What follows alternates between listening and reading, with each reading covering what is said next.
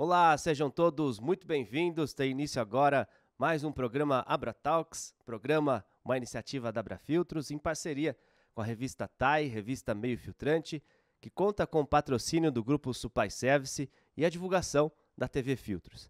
A você que nos assiste aqui através do YouTube na TV Filtros, seja muito bem-vindo.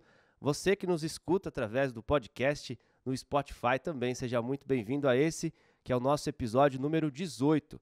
Estamos aqui mês a mês recebendo especialistas, convidados, sempre para tratar assuntos relevantes ligados ao contexto socioeconômico do Brasil e do mundo.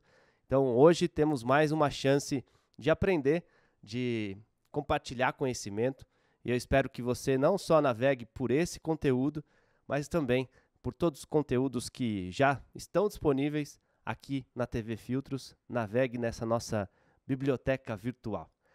Bom, o tema de hoje é um tema também muito relevante no sentido de nos preparar, nos planejarmos para o que 2025 nos apresenta. Falaremos sobre investimentos, economia, cenário econômico para 2025 e nós temos o prazer de receber ele que é sócio da Coto Partners, escritório de soluções financeiras associado à XP Investimentos.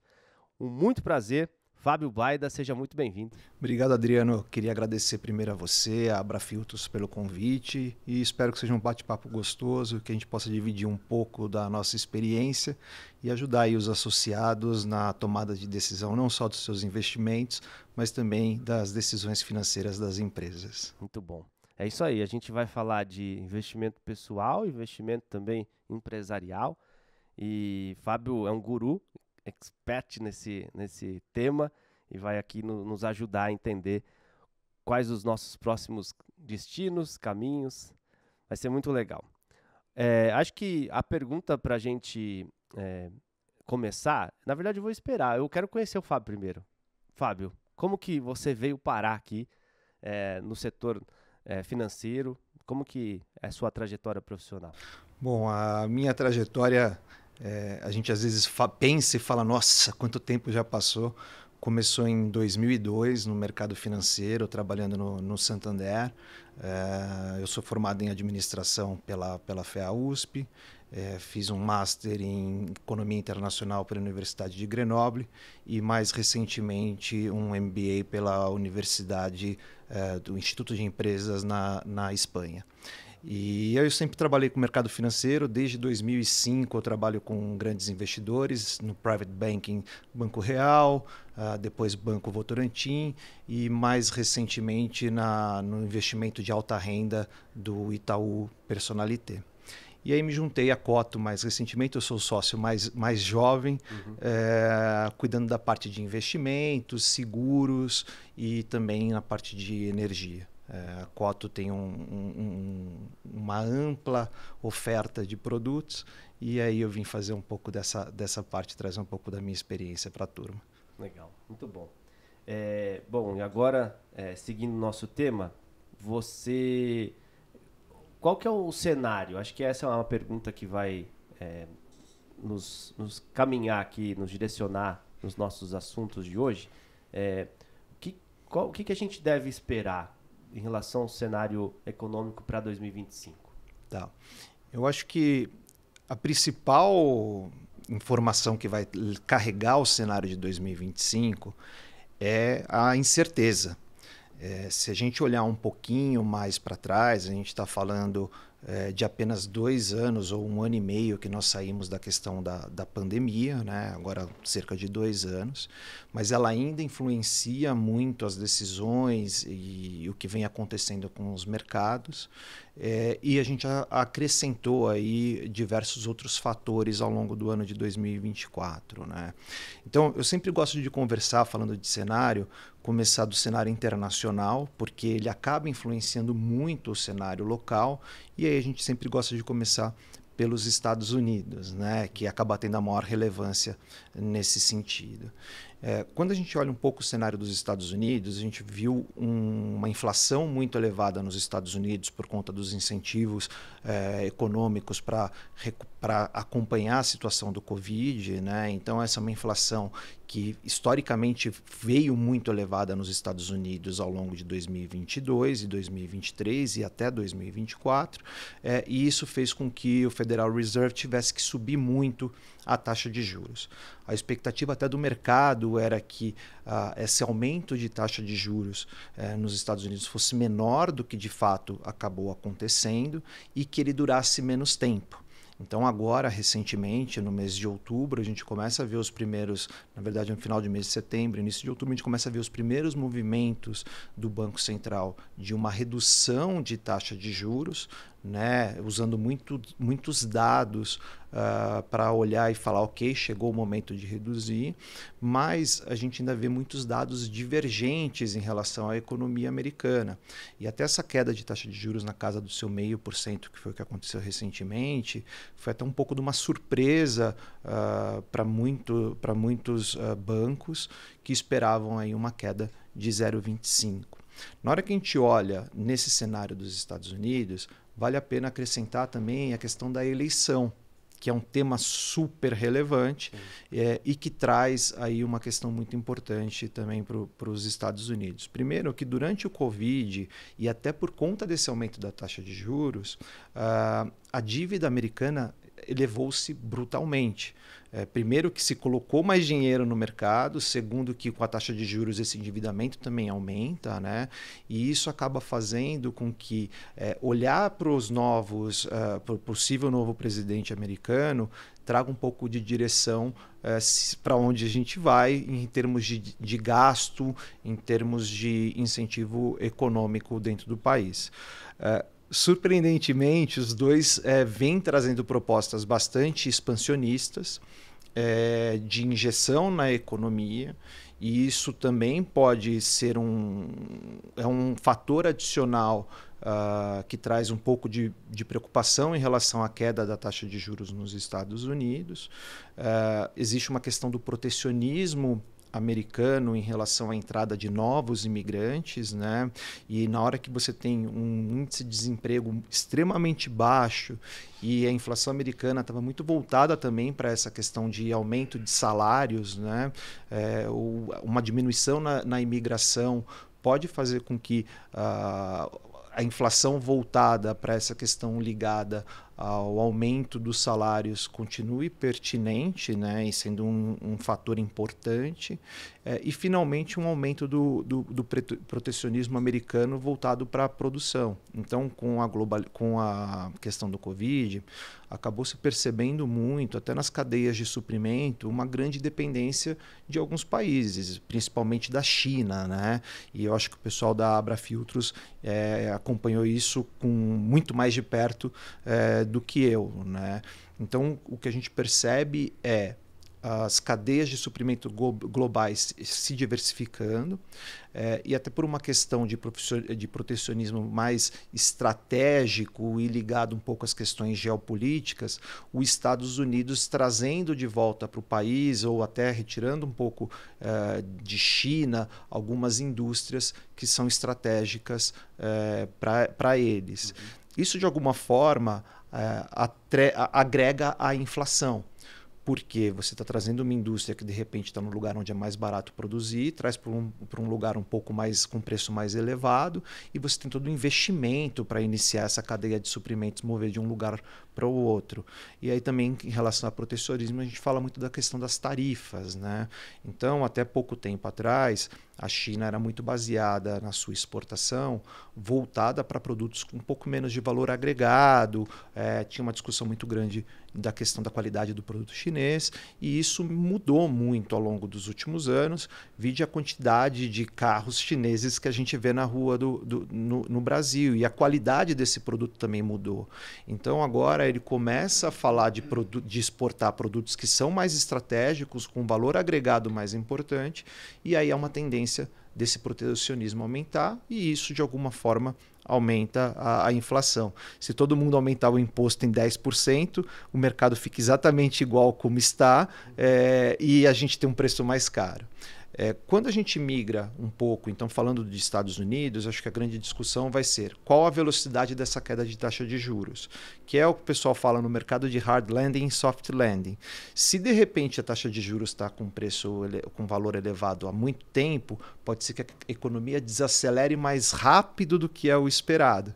Se isso acontecer, vai ter uma queda no crescimento dos Estados Unidos e isso pode influenciar os Estados Unidos em termos de crescimento e em termos de expectativa. Então, o que o mercado está olhando agora nós vamos ter um soft landing, que é a inflação convergindo para a meta, mas com a economia crescendo num valor sustentável. E é isso que todo mundo está olhando agora e isso vai continuar para 2025 cada vez mais de perto. Na hora que a gente muda, a gente está falando um pouco dos Estados Unidos, mas colocando já a China nessa conversa, na hora que a gente muda da conversa para a China, a gente tem um cenário bastante diferente. A inflação na China já é uma inflação mais controlada, mas a grande preocupação da questão chinesa está ligada ao crescimento.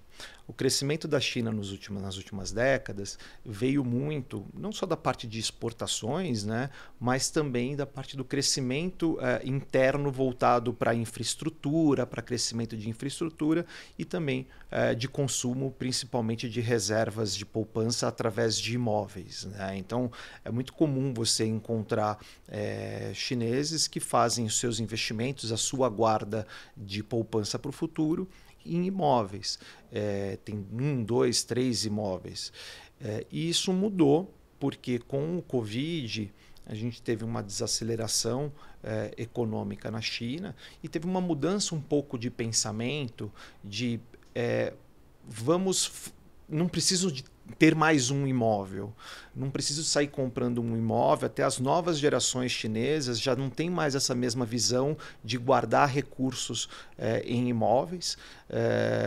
Então, na hora que acontece isso, você começa a fragilizar uma indústria que é extremamente importante e representativa, que é a indústria de real estate, de imóveis lá na China, e começa a não dar sustentação para essas empresas continuarem crescendo. Por isso, até que não muito tempo atrás, a gente viu a quebra de uma empresa muito importante lá que mostra um pouco da fragilidade desse setor nesse momento. O que acontece é que as medidas de estímulo que a China está colocando em prática não estão gerando o resultado esperado. E, de alguma forma, isso influencia também muito o Brasil, até porque é um dos nossos grandes parceiros comerciais, né? Então, o que o mercado está olhando ok, a China vai conseguir implantar medidas econômicas e fiscais que ajudem o crescimento do país ou não, e como isso vai se dar. E isso vai ter uma repercussão muito grande globalmente e também no Brasil por conta dessa parceria que a gente tem. Quando a gente olha para a Europa, o cenário é semelhante, mas também um pouco diferente. Você teve um investimento muito grande na Europa por conta do Covid, muitos países investiram cerca de 20% aí do PIB em incentivos para manter a população e manter os negócios durante esse período do Covid. Então o endividamento cresceu muito. Né? Isso teve uma repercussão importante na inflação, mas a produtividade e o crescimento econômico ainda é muito baixo, até por uma questão de envelhecimento da população e tudo mais. E na hora que você vê isso, tem um cenário que é um cenário perigoso, que é um cenário de uma estagflação, ou seja, a economia não cresce e a inflação fica elevada. Qual é o problema disso? É que para você criar medidas que incentivem o crescimento, normalmente elas geram de alguma forma uma certa inflação, elas são mais inflacionárias, né? E se você está com uma inflação elevada, você não consegue colocar muito essas medidas que incentivem o crescimento. E com esse envelhecimento da população, você vê muitos países aí tentando trazer uma mão de obra mais especializada. Hoje você tem, por exemplo, na Alemanha, um trabalho muito forte do próprio governo em trazer mão de obra especializada. O Brasil é um dos países alvos para isso, então eles estão pegando técnicos técnicos, engenheiros e ajudando com a questão do idioma, do visto, porque eles estão precisando dessa mão de obra para mudar para o país, para ajudar o país a crescer, a voltar a crescer, né?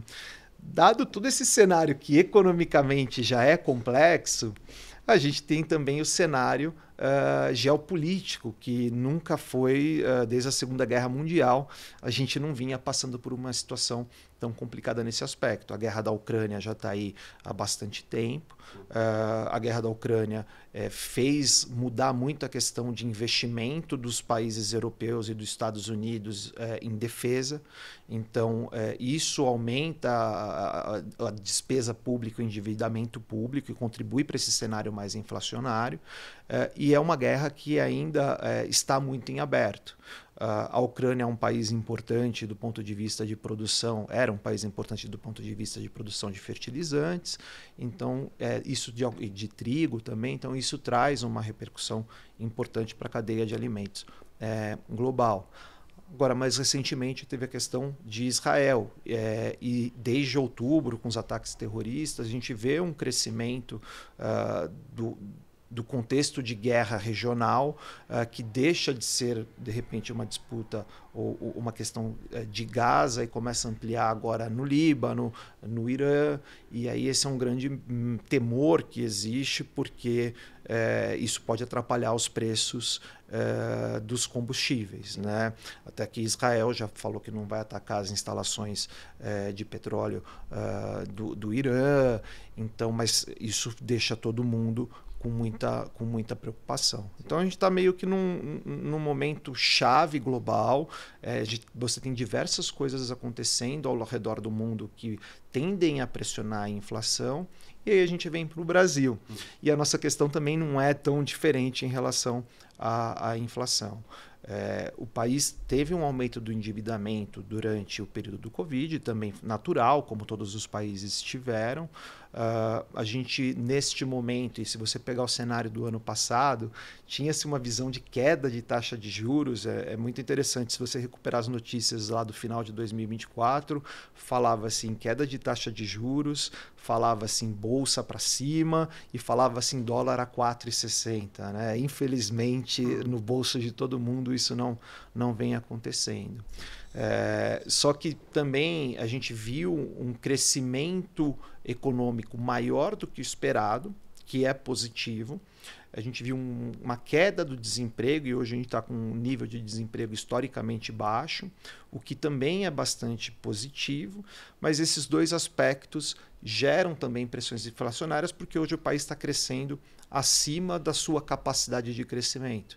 Então, de alguma forma, a gente chama isso de ato do produto, e isso, de alguma forma, gera uma pressão inflacionária, porque o país acaba crescendo num ritmo mais forte do que precisa, do que poderia, do que poderia, e aí existe uma necessidade de investimento de infraestrutura para que essa possibilidade de crescimento aumente.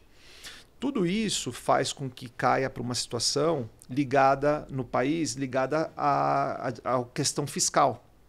Porque você precisa de um governo que gaste menos do que arrecada para que você tenha uma dívida mais saudável, para que tenha uma expectativa de queda de taxa de juros, porque se a dívida é alta, isso está injetando dinheiro na economia e o Banco Central precisa controlar isso de alguma maneira para não elevar tanto a inflação. E você gera uma desconfiança do investidor em investir no país, que fala, opa, como que vai ser esse controle dessa dívida? O investidor estrangeiro acaba evitando vir para o país, tanto é que a gente viu saídas de divisas aqui da Bolsa Brasileira na casa dos 40 bilhões de reais ao longo de 2024. A gente vê o investidor, pessoa física, tendo mais temor de aonde colocar os seus recursos, né? E você acaba vendo as empresas falando, pô, eu vou investir, mas com essa taxa de juros, porque no final das contas, o empresário, na hora de fazer um investimento, ele precisa ter uma taxa de juros adequada para remunerar aquele dinheiro que ele vai gerar em cima disso, né? Então, a grande questão do país é como que vai controlar a questão fiscal, o endividamento fiscal do governo nos próximos anos. O cenário, neste momento, não é tão positivo, porque você tem um aumento de dívidas contratadas, você fala muito agora de mudar a tabela do imposto de renda, o que é fato, a gente está muitos anos, 8 anos, se eu não me engano, sem fazer uma correção da tabela do imposto de renda, só que você não encontra receitas para compensar esse tipo de coisa. Então, a gente começa a ver, a gente vê coisas sendo aprovadas no Congresso que geram despesas e geram maior endividamento, mas não vê a compensação do lado da receita. E isso é muito preocupante, dado que normalmente isso acaba gerando inflação e acaba gerando desconfiança dos agentes, né? Então isso está um pouco de tudo que está por trás de um cenário de 2025. Mais do que falar em números, eu acho que é mais importante conversar sobre tendências. Acertar o número acaba sendo muito difícil, né? Então, na hora que a gente olha para a tendência, ainda é uma tendência de inflação mais elevada, global, com uma tendência de queda, principalmente nos Estados Unidos.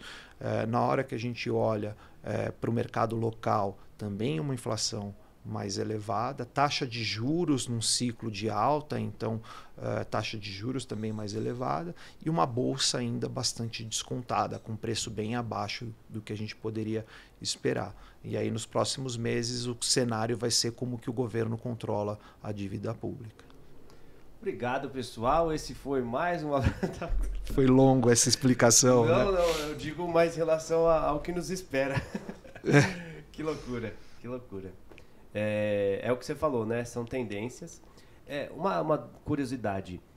A gente vê, eu leigo e distante, mas também atento, quando esses tempos apareceu uma notícia dizendo que a nota do Brasil subiu numa agência, isso de alguma forma mostra que alguma coisa mudou ou não? Mostra sim. As agências de rating estão avaliando o tempo inteiro o rating do Brasil, né, e vendo qual é o direcionamento. Na hora que eles estão olhando aqui o rating do Brasil e vê uma melhora, eles estão percebendo uma série de sinais que mostram que existe um esforço do governo em controlar a dívida pública, muito mais no discurso nesse momento, mas que existe esse esforço. Está olhando os outros números, os números de crescimento do país, então um crescimento elevado, desemprego mais baixo, o endividamento das companhias, e hoje a gente tem endividamentos historicamente baixos, e tudo isso vai influenciando no rating do país. É uma sinalização, foi um pouco de surpresa para alguns agentes ver nesse momento essa melhora do rating do país. Agora, estava até ouvindo o Campos Neto, né, o presidente do Banco Central, falando recentemente, e ele falou o seguinte: olha, a situação do Brasil, realmente a gente tem desafios, mas ela não é muito diferente do que os outros países do mundo estão enfrentando, né? Um endividamento mais elevado, a necessidade de corrigir esse endividamento por conta da questão da inflação. Então ele fala, a gente não está tão diferente assim. Então, na hora que você considera do ponto de vista de um agente internacional, a situação, e comparando com os nossos peers, a situação talvez não seja tão ruim quanto a gente aqui internamente está enxergando. Mas eu continuo achando que os desafios são bastante grandes, sim. Legal. Excelente, Fábio. Excelente mesmo. E aí, com este cenário, o que temos a dizer para o investidor comum? Tá. Como que ele se aproveita ou se prepara para esses momentos e desafios? Bom, assim como a gente tem desafios, os desafios também geram uma boa oportunidade. Quem consegue se posicionar melhor e aproveitar isso melhor, também tende a surfar essa onda, né? Eu acho que para o investidor pessoa física, a grande questão está ligada um pouco à cautela. Então, ter normalmente uma carteira de investimentos mais conservadora neste momento se justifica porque a gente tem muita incerteza de todos os lados. Tá? Agora, na hora que a gente olha um pouco de cenário para 2025, eu sempre gosto de trabalhar com diversificação. Tá? Então, muitas vezes o pessoal fala, então já que a taxa de juros vai subir, vamos tirar todo o dinheiro do lugar e pôr na renda fixa. Ah, agora a bolsa vai subir, então vamos tirar todo o dinheiro da renda fixa e pôr na bolsa. E não dá para acertar isso na mosca, né? Então, a diversificação de uma carteira de investimentos é chave para você garantir uma rentabilidade média adequada, né? Mas na hora que a gente olha essa questão de risco global, faria sentido alocar um pouco mais de recursos em renda fixa. Aí você pode investir em títulos atrelados ao CDI, à Selic, né? Então, conforme a taxa de juros do governo vai aumentando, a sua rentabilidade também vai aumentando. Hoje a gente está falando de uma taxa de juros no patamar de 10,75, com uma tendência de alta. Então, acho que esse acaba sendo um mecanismo muito importante de alocação. O segundo é a proteção da inflação. Então, a gente enxerga também bastante potencial nos títulos atrelados à inflação. Eles vão pagar IPCA mais uma determinada taxa de juros que é pré-fixada, que você sabe a priori antes de fazer um investimento, e que historicamente elas estão muito elevadas. Então, por exemplo, um título público atrelado à inflação, historicamente, costuma pagar em torno de inflação, IPCA, mais 4,5%. Né? E hoje elas estão pagando em torno de IPCA mais 6,5%.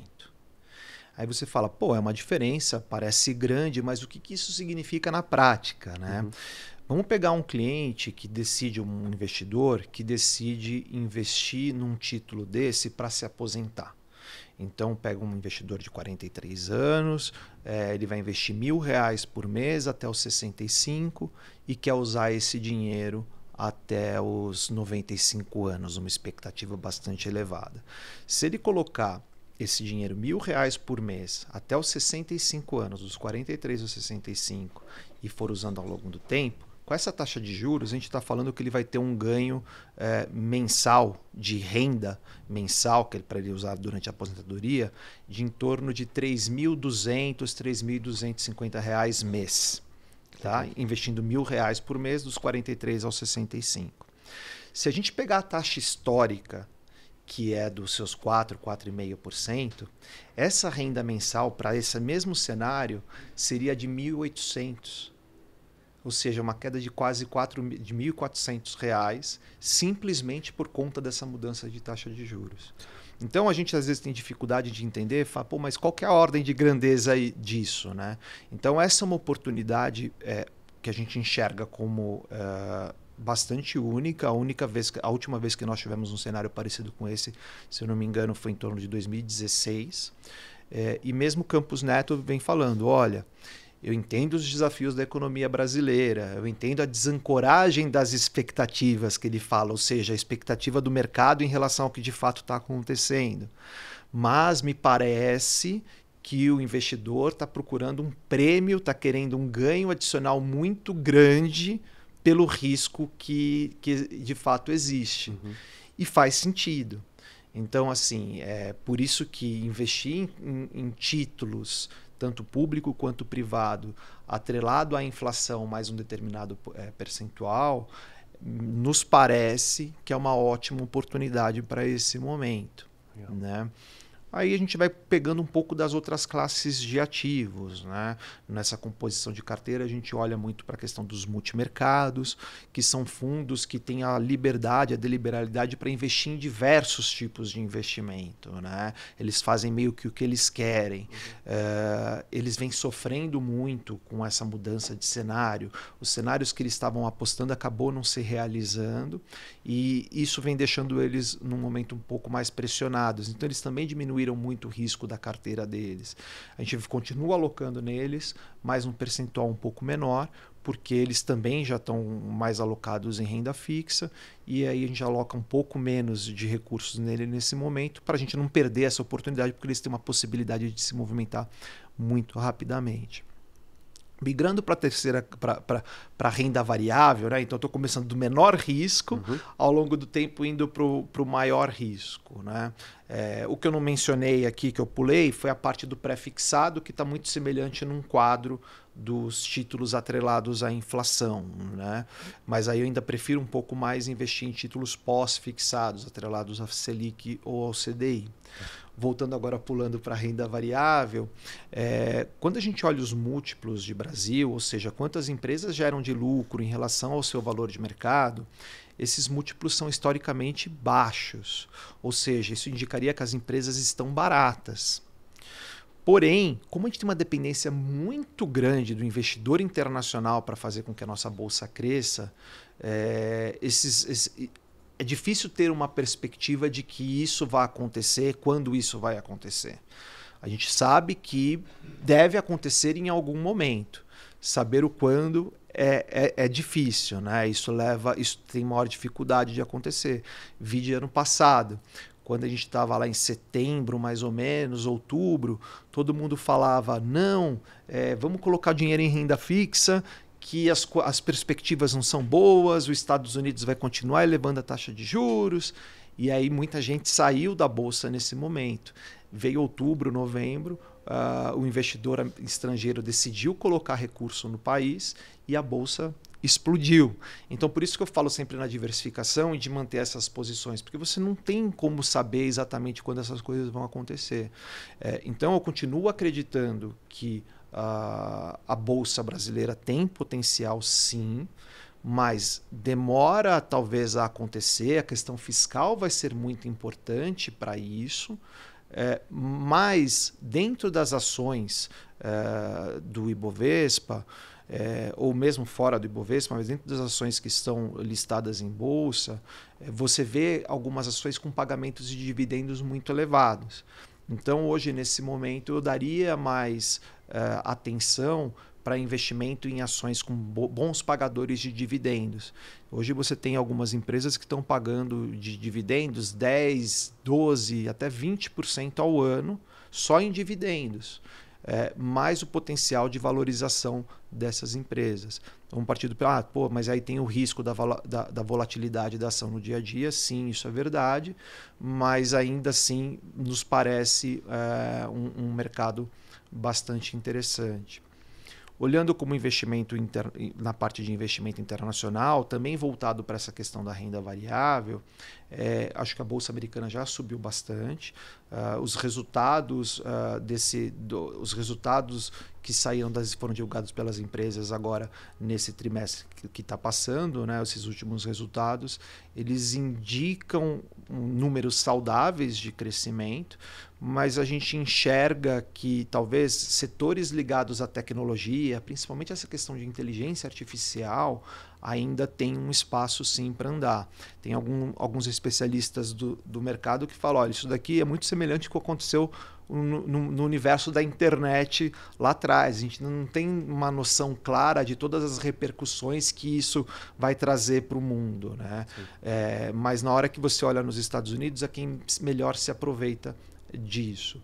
E aí, como duas últimas classes de ativos, fundos imobiliários, acaba sendo um setor que ele tem um pouco mais de especificidade, é um mercado pequeno proporcional aos outros mercados, às outras classes de ativos, e que o investidor acaba buscando muito aquele rendimento que está sendo pago no mês a mês. Então, às vezes, você tem bons produtos, com bons ativos lá dentro, mas eles estão numa janela onde eles não estão pagando yield tão bons no mês a mês, e isso acaba prejudicando muito o papel.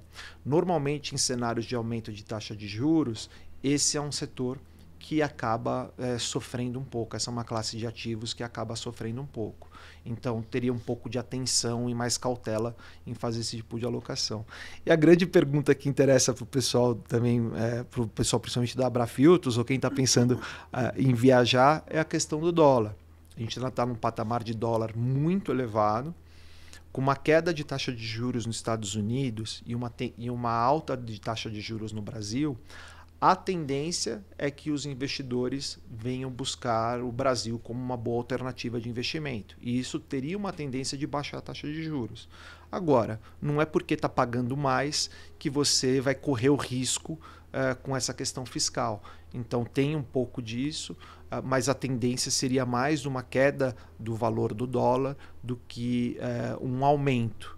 Mas assim, a gente ainda tem muita coisa para acontecer que deve manter o dólar nesse patamar elevado por algum tempo, né? Mas eu acho que é interessante clarificar isso para quem assiste. Como que funciona esses aspectos que elevam ou baixam o dólar? O que influencia?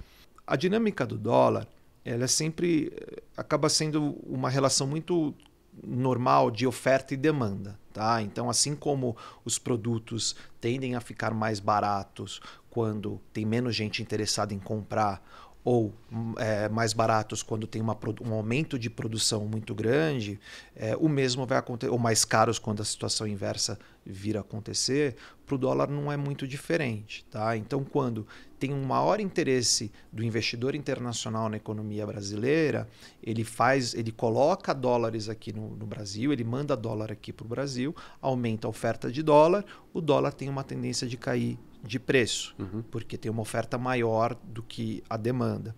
Ao contrário, quando você tem um movimento de mandar recursos para fora, e isso pode ser tanto do investidor local, das empresas, quanto do investidor internacional de levar seus recursos para fora, a oferta de dólar continua igual, mas a demanda aumentou. E aí o preço tem uma tendência de elevação.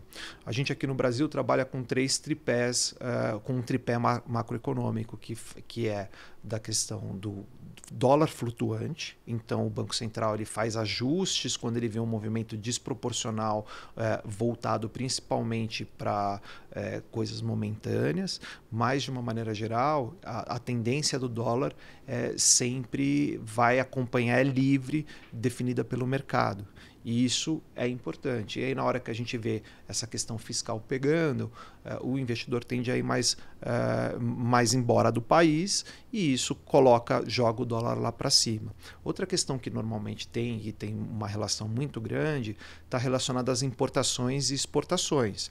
Se o país exporta mais do que importa, ele está recebendo dólares lá de fora, porque quando ele exporta, ele recebe em dólar. Sim. E aí isso traz uma tendência de queda do dólar. E quando a gente está importando mais do que a gente está exportando, tem uma tendência de elevação do dólar, porque a gente está precisando mandar dólares para fora do país. Isso não é tanto o que vem acontecendo no momento, porque a gente vê uma tendência que se intensificou agora, mas desde do pré-sal vem acontecendo, que hoje a Petrobras se tornou um grande exportador de petróleo, né? De derivados de petróleo. E na hora que isso começa a acontecer, a gente tem uma balança comercial bem positiva. Então não seria tanto nesse sentido, né? E a produção agrícola também brasileira vem muito forte, assumiu o papel de alguns países que diminuíram a participação recentemente, então não está muito ligado a isso. Mas sempre no contexto do dólar é uma questão de oferta e demanda. Se tem maior procura, aumenta o preço, se tem maior oferta, se tem menos procura, o preço tende a cair. Boa. Então fiquem atentos. É isso aí. Mas para o investidor, até trazendo um ponto aqui, mas para o investidor, principalmente para as empresas, a grande questão da empresa é ela ter previsibilidade de como ela vai fazer, de quanto ela vai pagar para fazer uma compra de um insumo ou de quanto ela vai conseguir, a que valor ela vai conseguir exportar, né? E aí a previsibilidade, que é muito importante, a gente consegue oferecer isso através das operações de hedge. Então tem operações de proteção no mercado voltado para a pessoa jurídica, né, principalmente, para a pessoa física também, mas é menor. Mas a gente consegue oferecer estruturas e dependendo do cliente, dependendo da necessidade, tem diversos instrumentos para ajudar a trazer previsibilidade para esse cliente. Por exemplo, lá na XP e na Coto, a gente consegue, por exemplo, vamos dizer que um exportador ele quer contratar um câmbio, ou um importador quer contratar um câmbio num determinado momento, mas ainda não tem os recursos para pagar esse câmbio, a gente consegue fazer o pagamento em D+5, sem necessidade de aprovação de limite. Normalmente é até D+2, superior a D+2 precisa aprovar limite de crédito. E lá na XP a gente faz até D+5. Então isso é um instrumento rápido, simples, para trazer alguma previsibilidade quando chega num câmbio adequado. Mas você tem uma série de outros instrumentos para ajudar a proteger esse empresário e garantir que ele consiga ter maior direção do que vai acontecer nos seus custos ou nas suas margens, né? Tá. Antes da gente entrar no aspecto da empresa, eu queria só voltar um pouquinho. Claro. No investidor comum, no PJ, no PF, né? Pessoa física. Como que você enxerga a poupança? Aplicar na poupança ainda é uma realidade? Ainda é uma realidade, mas cada vez mais as pessoas estão retirando o seu dinheiro da poupança. É melhor a poupança ou o colchão? Certamente o colchão não é melhor que nada, né? Tá. Depende, se for no colchão em dólar, pode ser uma boa. Ele valoriza. Mas a poupança certamente não é o melhor investimento. Tem tido grandes saídas de recursos da poupança ao longo desse ano. Um dos efeitos que você enxerga, por exemplo, foi a medida recente da Caixa de diminuir aí o recurso e exigir um maior percentual de pagamento para financiamento até R$1,5 milhão. Esse financiamento de até R$1,5 milhão é o que utiliza os recursos da poupança. Então isso mostra, ainda nós temos um crescimento de compra de imóveis e tal, e isso mostra que a poupança vem diminuindo. A poupança acabou sendo um instrumento muito utilizado ao longo dos anos e ainda porque é simples, as pessoas entendem, sabem mais ou menos o quanto vão conseguir ter de retorno, e principalmente porque os grandes bancos não ofereciam boas alternativas de investimento para essas pessoas que queriam fazer poupar, né? Hoje em dia, esse mercado vem mudando muito, até pelas entradas de outras instituições, por exemplo, o BID XP, se democratizou muito a questão do investimento no país. Então hoje, mesmo para um cliente que quer investir a partir de R$100, a gente consegue trazer investimentos que são adequados, com uma rentabilidade interessante, com um perfil de risco adequado também ao risco de cada investidor, e que faz sentido não investir na poupança. Então, mesmo quem quer guardar um pouquinho por mês, hoje tem opções muito interessantes que não são a poupança, com liquidez, com a possibilidade de tirar o dinheiro muito rapidamente.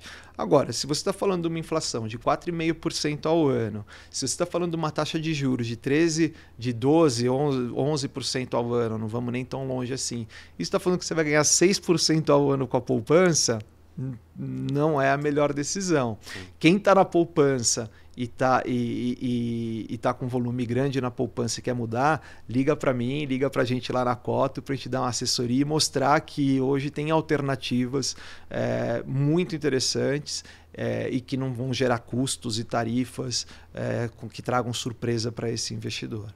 Muito bom. Legal. Ouviu? Ouviu, pai? Acontece muito. Bom, e agora no aspecto empresarial, o que você, com esse cenário todo que você trouxe, o que você indica de perspectiva para eles? Claro, a empresa acaba sendo bem diferente da pessoa física, né? Sim. A empresa normalmente ela tem aquele caixa, e aquele caixa é um colchão para a empresa fazer os seus negócios no dia a dia. Então, hoje lá na Coto, como nós temos um DNA que surgiu em cima da questão do câmbio e do comércio exterior, os meus 4 sócios têm mais de 20 anos de experiência, cada um deles nesse mercado. Hoje a maioria dos nossos clientes são empresas. E aí também seus sócios, seus diretores e outras pessoas que trabalham nessas empresas. E a gente tem uma noção clara de que esse risco desse dinheiro de uma empresa não pode correr muito risco, é um risco que tem que ser muito controlado. Então aí nesse caso a gente sempre vai trabalhar com instrumentos de menor risco, ainda assim que busquem um rendimento adequado e de preferência acima do CDI, porque isso hoje é possível com bastante tranquilidade, mas adequados também ao momento da companhia. Então, por exemplo, na hora que eu estou olhando o recurso daquele caixa mais do dia a dia, de médio e longo prazo da empresa, nós vamos investir em fundos de renda fixa, em CDBs, em operações que tenham muita previsibilidade no seu retorno e geralmente pós-fixadas. Na hora que a gente está olhando o caixa de mais longo prazo da empresa, por exemplo, um projeto abrir um novo polo, comprar um equipamento, uma alocação que vai ser utilizado esse recurso de mais de um ano, a gente ainda vai priorizar essa questão do pós-fixado, mas aí a gente já pode olhar um pouco para esses títulos atrelados à inflação. Porque como é um investimento que vai acontecer muito lá na frente, eu preciso garantir para essa empresa que esse recurso vai ser remunerado, vai ter uma proteção do valor real de compra desse recurso, né? E aí eu preciso investir alguma coisa atrelado à inflação, mas é para um recurso de um investimento de mais longo prazo. E aí uma surpresa que, para a maioria dos clientes que eu converso, para as empresas que eu converso, é que existem também instrumentos para remunerar muito bem o recurso do cliente para aquele caixa operacional de menos de 30 dias, né? Hoje esse dinheiro nos bancos normalmente estão naquelas aplicações automáticas, aquelas contas remuneradas que fica entrando 1 centavinho, 2 centavinhos todo dia, que dá um trabalho enorme para a área financeira e para o contador fazer a consolidação e que não rende nada. Sim. E você tem um produto específico que é chamado compromissada, que só é oferecido normalmente para os grandes investidores, para as grandes empresas com faturamentos acima de 500, 600 milhões de reais e que não tem o IOF, que é o principal imposto que a gente tem para investimento de curto prazo abaixo de 30 dias, que é um imposto que começa em 96% da rentabilidade no primeiro dia e vai decrescendo até chegar em 0 no 30º dia. Então as empresas acabam não investindo esse caixa operacional, porque se eu investir isso aqui eu não vou ganhar nada. Sim. E lá conosco a gente consegue investir esse recurso na compromissada, que não tem IOF, garantindo para esse empresário uma remuneração bastante interessante nesse recurso de curto prazo, com liquidez diária. Ele pode aplicar hoje e resgatar amanhã. E isso faz com que, por exemplo, a gente vem fazendo algumas simulações para clientes que eles vêm pagando uma conta de luz, um funcionário, um benefício adicional para um funcionário, e isso acaba sendo uma gestão muito mais eficiente do caixa da companhia. Num período atual, onde tem uma competitividade enorme, qualquer coisinha que faz você baixar seu custo, é excelente. Então, eu coloco também os empresários para conversar conosco, para entender um pouquinho mais como isso funciona e ver como isso se adequa à sua estratégia de investimento, né? De gestão de caixa da companhia. Legal. E aí, com a sua experiência e até considerando o que você trouxe aqui de informação, dá para a gente prever qual que vai ser a bola da vez em relação ao investimento para o ano que vem? Olha, se você pudesse... Para mim, a bola da vez vai ser a diversificação. Diversificação. Esse, para mim, é o nome-chave do jogo. Acho que quem colocar todos os recursos numa única cesta tende a, de repente, correr um risco desnecessário. Eu prefiro garantir para o meu cliente um rendimento adequado. Porque assim, vamos voltar um pouco aqui. Quando a gente está vendo aqueles vídeos no YouTube, esse tipo de coisa, não, vamos investir em day trade, vamos fazer isso, vamos fazer aquilo, é uma conversa muito fria. Para a gente que tem experiência de 20 anos no mercado, o dinheiro, ele tem história.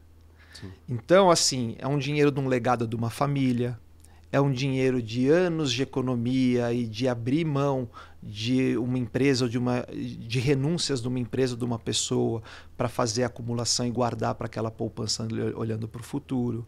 É a garantia de uma estabilidade na aposentadoria, de uma estabilidade para os filhos.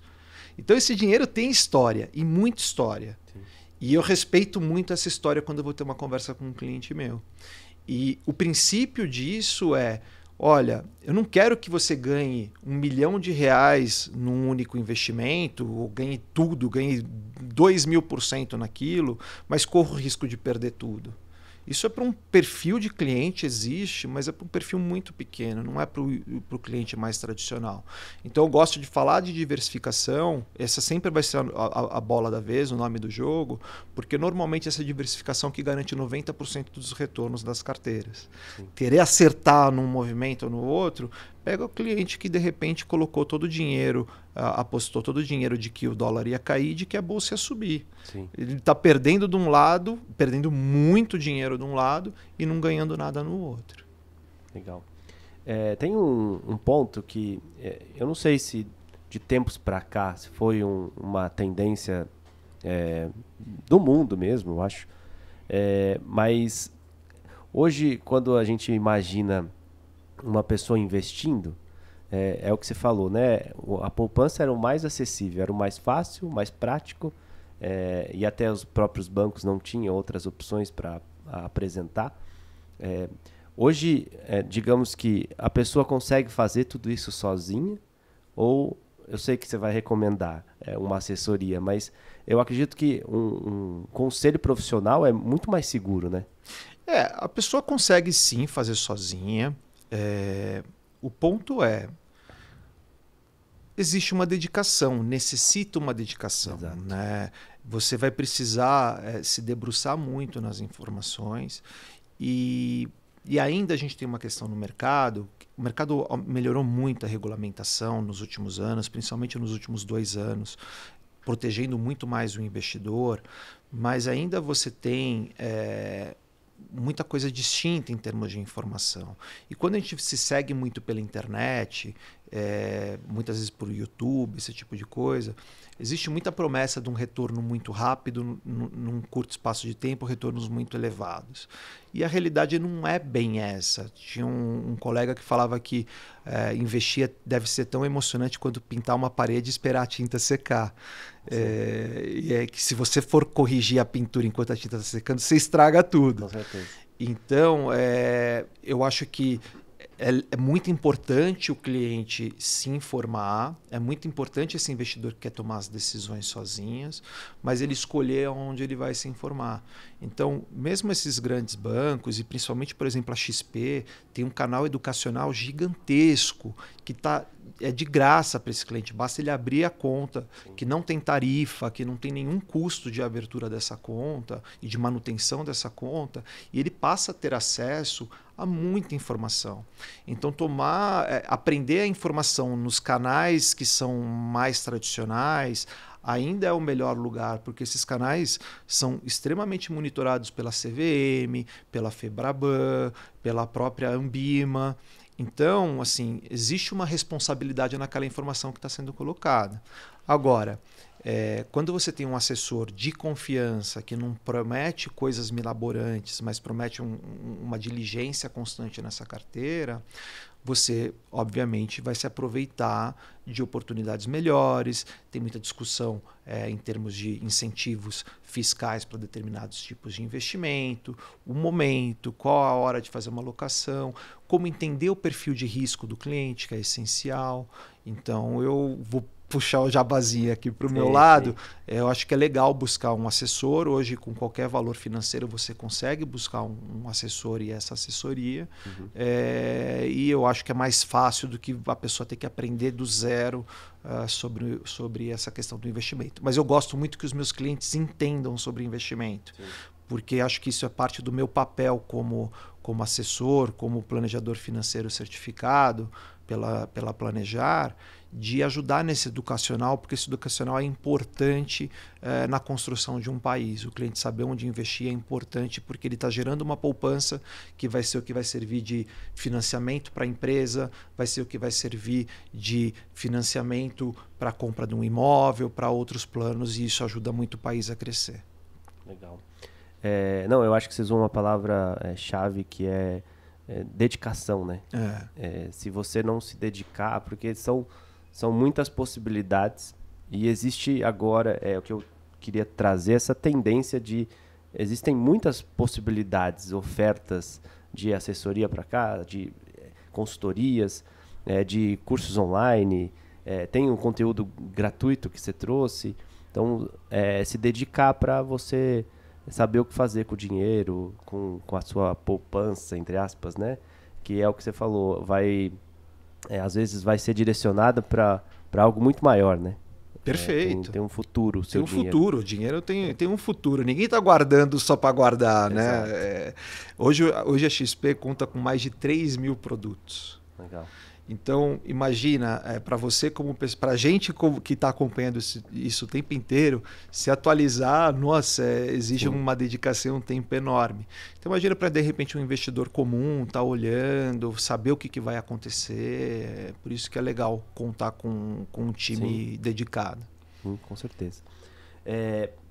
Já chegando quase no nosso final aqui, essa tendência da transição energética, dos investimentos em ESG, como você acredita que as empresas podem alocar seus investimentos para essas áreas? Tá.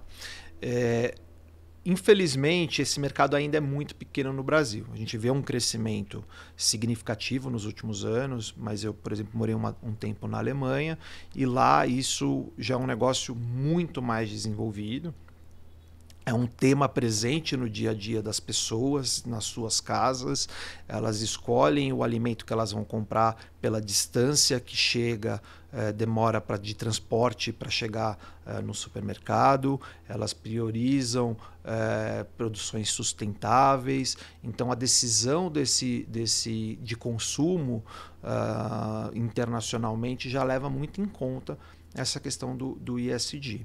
Hoje a gente tem instrumentos, tanto de títulos privados, de empresas que fazem emissões voltadas para o mercado de ESG, alguns fundos voltados para crédito de ESG ou voltados para ações que têm foco em ESG. Um outro mercado que a gente enxerga muito em cima da transição climática e energética é a questão de energia, contratação de energia. O Brasil ele é um grande consumidor de energia limpa, de energia verde, um dos maiores do mundo, se eu não me engano, o maior do mundo em termos de consumo de energia verde. E isso nem sempre reflete para o empresário ou reflete na cadeia produtiva do empresário um ganho financeiro na hora que ele vai tentar buscar uma venda de um produto fora do país, ou seja, ele conseguir falar que aquela linha de produção dela é uma linha verde, limpa, né? É uma produção energética limpa. E, por exemplo, cresceu muito ao longo de 2024 o mercado de energia livre. Então, clientes que são da alta tensão, com consumos médios a partir de 8, 9, 10 mil reais, empresas, já conseguem sair do grid de energia tradicional, dos geradores tradicionais de energia, e contratar a sua própria energia através do mercado livre, né? O que isso traz de vantagem? Primeiro, a previsibilidade nos preços. Então, ele vai lá travar esse preço dessa energia por 3, 5, 7, até 10 anos, onde esse preço só vai ter uma correção pela inflação. Ele sabe exatamente o que vai acontecer. Não tem bandeira vermelha, bandeira verde, não tem mais nenhuma influência nisso. O preço da energia cai em média de 20% a 40%, dependendo da bandeira, mas em média em torno de 20%. E o último aspecto, tem muitas empresas que estão nesse mercado de energia livre, como geradoras, e que são capazes de emitir um certificado internacional de que aquela energia é uma energia de fonte limpa, que vem de hidro, que vem de eólico, que vem de solar. E isso, na hora que um empresário vai levar os seus produtos para o exterior, vai levar seus produtos para a Europa, isso conta a favor dele. Sim. Isso é um qualitativo que faz diferença. Então, hoje, por exemplo, a gente trabalha através de uma empresa que é sociedade da XP e do Grupo Gerdau. E que a produção de energia é própria, só de fontes limpas, e a gente consegue emitir para esses nossos clientes esse certificado internacional. E essa é uma maneira mais fácil de você deixar a sua empresa com um selo mais próximo do ESG, fazer um investimento de alguma maneira em ESG. Sim. E ainda assim diminuir os seus custos, né? E economizar. Muito bom. E aí, nesse sentido, eu quero já aproveitar para você falar um pouquinho da Coto para gente. Claro. Bom, a Coto é uma empresa ainda jovem, mas que vem crescendo bastante. Nós temos 1 ano e meio que estamos funcionando. A Coto, os 4 sócios fundadores são todos de experiência de câmbio e comércio exterior, como eu disse anteriormente. Então a Coto surge com esse DNA de câmbio e comércio exterior. Eu gosto de brincar que o mais novinho lá tem 22 anos de experiência de mercado e 35 mais velhinho. E esse de 35 é quem cuida da documentação, que é importante, porque na hora que você vai definir a natureza do produto, da operação, é o que define aí se você vai ter alguma complicação tributária lá na frente ou não. E eu sou o mais jovem do grupo, não de idade, mas de tempo de casa, que venho trazer esse universo de investimentos, de seguros, principalmente seguros voltados para a vida, né? Porque a gente ainda fala muito pouco aqui no Brasil, de energia, e também lá dentro a gente trabalha como um hub de soluções financeiras. Então a gente tem esse lado forte do comércio exterior, mas nós também trabalhamos com qualquer outro tipo de produto financeiro. Então, desde crédito, de seguros, e aí não tem uma exclusividade de XP. A gente tem exclusividade com a XP na questão dos investimentos, mas para esses outros produtos nós podemos trabalhar com qualquer parceiro do mercado. Isso garante para o nosso cliente que a gente está conseguindo oferecer para ele a solução mais adequada para aquela necessidade. Então, o que cada vez mais nós queremos ser para os nossos clientes é aquele parceiro de confiança que na hora que ele tem uma necessidade, que ele fala, vou ligar lá para o Fábio, vou ligar para o pessoal da Coto, para que a gente possa auxiliá-lo a buscar essa solução mais adequada para ele. Legal. Muito bom. A gente está chegando ao fim já. Pô, passou rápido. Ficar aqui a tarde toda aprendendo, foi mesmo uma aula. Obrigado, viu? Legal, obrigado. Muito conhecimento. Às vezes a gente escuta alguns termos, né? E com a sua forma de apresentar fica muito mais didático. Que bom. É muito legal, de verdade. Eu vou pedir agora que você olhe para essa câmera aqui e fale para o pessoal como encontrar a Coto nas redes. Claro. Bom, espero vocês ligando para a gente. Nós estamos nas redes através do site www.cotopartners.com.br. Nós também estamos no Instagram e no LinkedIn. E também podem entrar em contato direto comigo, fabio.baida@cotopartners.com.br, ou através do meu telefone, que é 11 97632 6866. Vai ser um prazer. A gente trabalha muito com planejamento financeiro pessoal, então nós temos uma ferramenta lá que ajuda a olhar todas as despesas dos clientes. Legal. E todas as suas entradas de recurso para planejar esse futuro dele. E vai ser um prazer ajudar tanto as empresas que fazem parte da Abrafiltros como os seus associados, pessoas físicas. Legal, muito bom. A Coto, ela está se tornando parceira, entra no nosso projeto de benefícios a partir agora desse mês, e muito feliz e muito ansioso aí pelas oportunidades que a gente tem para trocar não só com a Abrafiltros, a equipe administrativa, mas também com os associados. E você que tiver interesse, entre mesmo em contato com eles. Se tiver dificuldade, fale com a gente, que a gente faz a ponte e tá tudo certo. Mas acho que não teremos problemas. Isso aí. É um grande prazer fazer parte da Abrafiltros e trabalhar em conjunto com vocês. Eu acho que vocês fazem um trabalho excepcional, é um trabalho importante para o setor. Legal. E a gente espera poder contribuir bastante. Muito bom. Em nome do nosso presidente executivo, João Moura, muito obrigado, viu, pela sua presença. Obrigado. Agradeça as meninas, Carol, Jaque, Lorena. Perfeito. Mande um abraço para elas. Perfeito. Obrigado. Pessoal, esse foi o nosso episódio número 18. Obrigado pela sua presença, por estar aqui conosco até esse momento. Curta, compartilhe e esteja conosco nos próximos episódios. Até mais. Tchau, tchau.